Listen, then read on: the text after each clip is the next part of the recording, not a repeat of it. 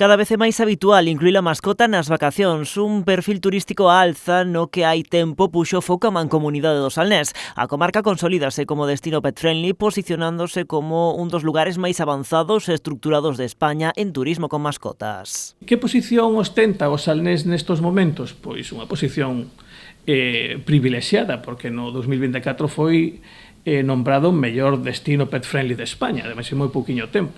E iso evidentemente é un reclamo interesantísimo a nivel promocional. É algo que nos está poñendo pois eso no mapa pet friendly nacional, con premios a nivel nacional de importante pois repercusión e que axuda pois eso a ser algo máis, un produto máis que complementa a oferta e que complementa a decisión de familias. A Mancomunidade acaba de culminar a segunda fase do proxecto O Salnés Pet Friendly, implicando as administracións. De feito, realizáronse auditorías nos 9 concellos da comarca. Hemos analizado los edificios administrativos y hemos analizado los ayuntamientos que tenían alguna infraestructura canina, que son 3, que son San Senso, El Grove y Villa García. Eran los únicos que tienen playas o parques caninos, en algunos casos ambos.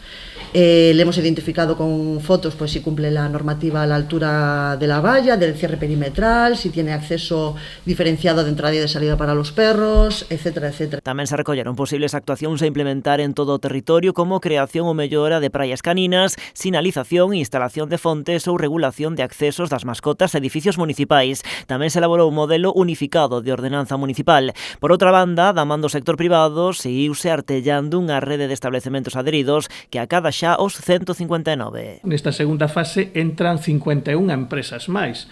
Estamos falando un produto turístico que está aglutinado dentro de un portal que o encaixa todo e que nestes momentos vincula a 159 empresas da comarca. Dende o sector privado aplauden o liderado da Mancomunidade no impulso do turismo de mascotas. Non é o mesmo que estemos pelexando os empresarios de forma individual que se sumen as distintas administracións como os concellos, e neste caso a Mancomunidade, que poida impulsar o resto dos concellos para que xuntos poidamos crear ese destino que é necesario e que ao final a xente con mascota é o que está demandando. E o presidente comarcal salienta que é unha ferramenta máis a prol da tan ansiada desestacionalización do turismo. Creo que é un produto que nos axuda precisamente a dar esa, a facilitar esa desestacionalización e, polo tanto, se deron pasos moi importantes, pero hai que seguir traballando delo. Ademais, a Mancomunidade seguirá promocionando o proxecto nunha importante feira do sector. En abril, el 18 y 19, estaremos en la segunda edición de la feria Pata Pata.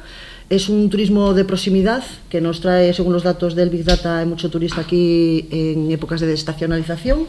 E aparte es un turismo porque estamos aportando turismo pet friendly. E ademais desa promoción contemplan xa unha terceira fase cunha auditoría aos 159 establecementos adheridos.